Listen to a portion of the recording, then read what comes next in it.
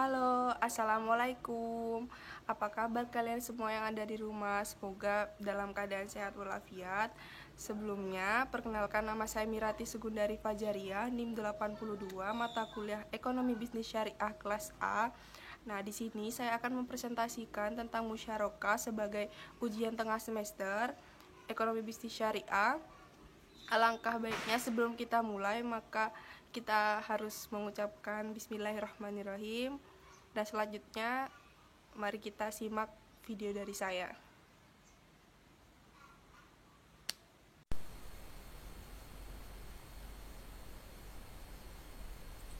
Nah, selanjutnya saya akan menjelaskan tentang musyarakah.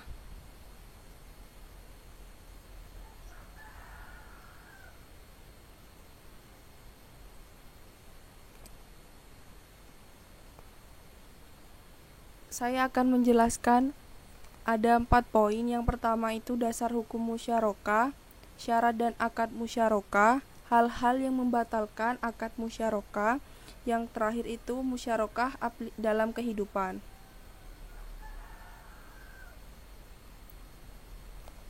Pengertian musyarakah secara bahasa itu berasal dari kata al-syirkah yang berarti al-ihtilah atau percampuran atau persekutuan dua hal atau lebih sehingga antara masing-masing sulit dibedakan. Nah, musyarakah ini dapat diartikan sebagai kerjasama yang terjadi di antara para pemilik modal atau mitra musyarakah untuk menggabungkan modal dan melakukan usaha secara bersama dan dalam suatu kemitraan dengan nisbah atau pembagian hasil sesuai dengan kesepakatan, sedangkan kerugian ditanggung secara proporsional sesuai dengan kontribusi modal. Selanjutnya ada dasar hukum musyarakah. Yang pertama itu ada Al-Quran dari Quran surat An-Nisa ayat 12 yang berbunyi Bismillahirrahmanirrahim fa inna kanu aksara min dzalika fahum suraka'u min sulusin, yang artinya tetapi jika saudara-saudara seibu itu lebih dari seorang maka mereka bersekutu dalam yang sepertiga itu. Maka dapat dijelaskan bahwa semua orang dapat bekerja sama meskipun itu seibu dari seorang manusia. Yang kedua itu ada dari hadis, yaitu dari Abu Hurairah yang dirafakkan kepada Nabi Shallallahu Alaihi Wasallam bersabda, sesungguhnya Allah berfirman, aku adalah yang ketiga pada dua orang yang bersekutu selama salah seorang dari keduanya tidak mengkhianati temannya. Aku akan keluar dari persekutuan tersebut apabila salah seorang mengkhianatinya. Yang ketiga itu ada ijma. Umat Islam sepakat bahwa syirkah atau musyarakah dibolehkan, hanya saja mereka berbeda pendapat tentang jenisnya. Syirkah disyariatkan berdasarkan ijma konsensus kaum muslimin. Selanjutnya ini ada syarat musyarakah.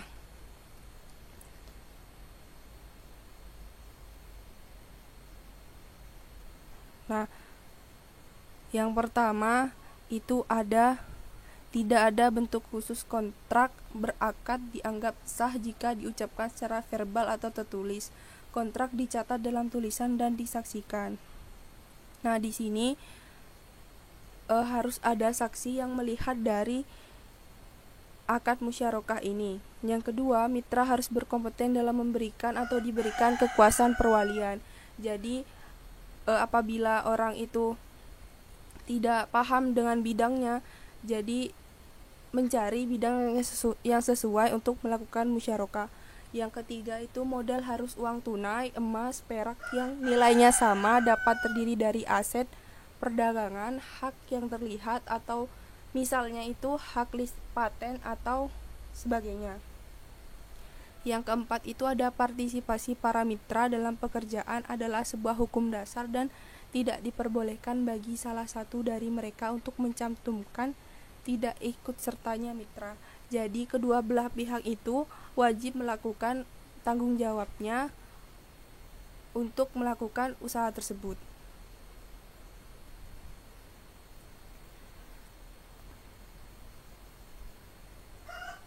Nah, selanjutnya ini ada rukun musyarakah. Sebelumnya saya akan menjelaskan akad terlebih dahulu. Akad adalah kesepakatan dalam suatu perjanjian antara kedua belah pihak atau lebih untuk melakukan dan atau tidak melakukan perbuatan hukum tertentu. Nah, di musyarakah ini ada 4. Yang pertama ini ada ijab qabul. Ijab qabul adalah adanya kesepakatan antara kedua belah pihak yang bertransaksi. Yang kedua yaitu dua pihak yang berakad atau akidani. Dua pihak ini memiliki kemampuan dalam mengolah hartanya atau mengolah modalnya untuk melakukan usaha. Yang ketiga ini ada objek akad yang disebut mahal.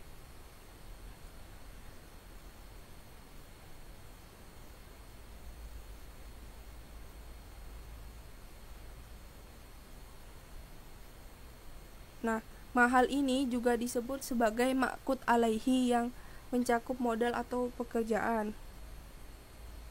Nah, yang keempat itu ada nisbah atau bagi hasil, yang dimana hasil keuntungan tersebut dibagi menjadi 2 sesuai modal yang diberikan.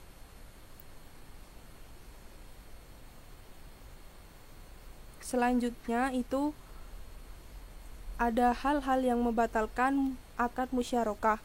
Yang pertama itu salah satu pihak membatalkannya meskipun tanpa persetujuan pihak lain. Nah, itu dianggap batal karena musyarakah ini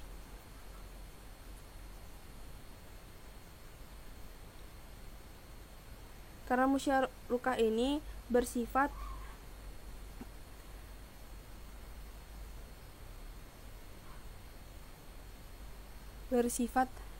yang bisa disetujui oleh sama lain.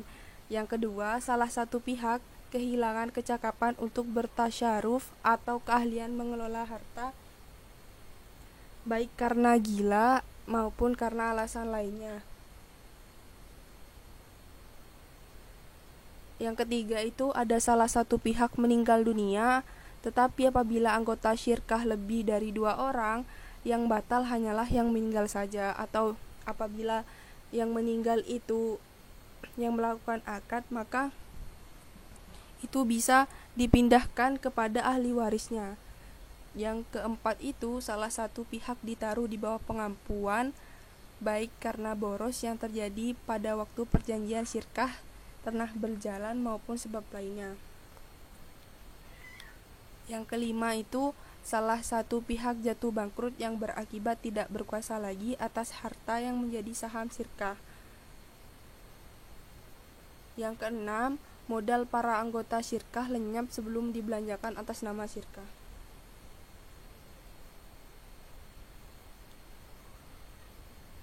Nah, penerapan musyarakah dalam kehidupan. Yang pertama itu ada dalam bank. Yang pertama ada pembiayaan.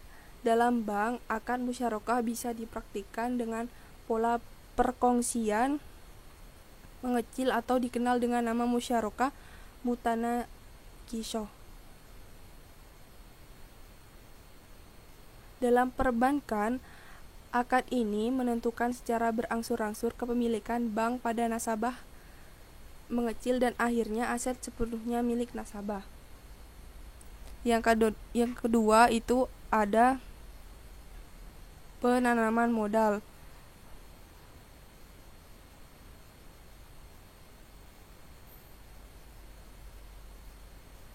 Yang dimana pihak bank memberikan modal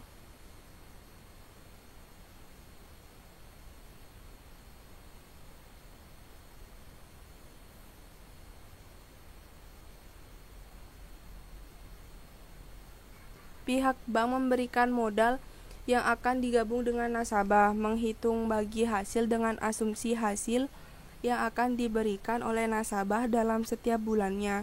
Atas kesepakatan kedua belah pihak, nasabah kemudian memberikan hasil per bulannya.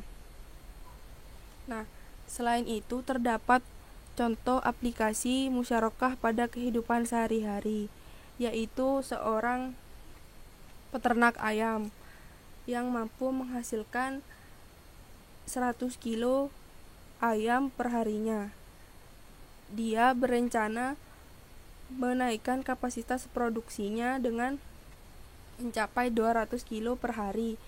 Namun, keuntungan yang diperoleh tidak mencukupi untuk membiayai keseluruhan kebutuhan penambahan dari ayam tersebut. Mulai dari penambahan bibit, kandang, pakan, dan lain-lain. Si peternak ayam kemudian menawarkan kerjasama usahanya kepada investor sebesar 60% dan peternak ayam sisanya yaitu sebesar 40%. Porsi keuntungan dapat disepakati dari kapasitas yang dihasilkan selama per hari. Maka keuntungan tersebut itu dapat dibagi, misal dari yang memberi modal sebesar 60% dan yang mempunyai usaha sebesar 40%. Nah, di mana pembagian hasilnya itu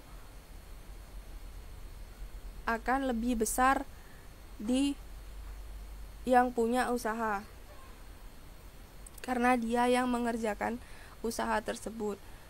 Nah, apabila terjadi permasalahan dalam perusahaan tersebut, yang bertanggung jawab itu adalah kedua belah pihak. Nah, mungkin sekian yang saya sampaikan, yang saya bisa sampaikan. Terima kasih. Mungkin hanya itu yang dapat saya sampaikan. Sebelum saya akhiri, alangkah baiknya kita mengucapkan alhamdulillah dan mohon maaf apabila ada salah kata atau ucapan. Semoga apa yang saya sampaikan itu bermanfaat dan terima kasih. Wassalamualaikum warahmatullahi wabarakatuh. Dadah.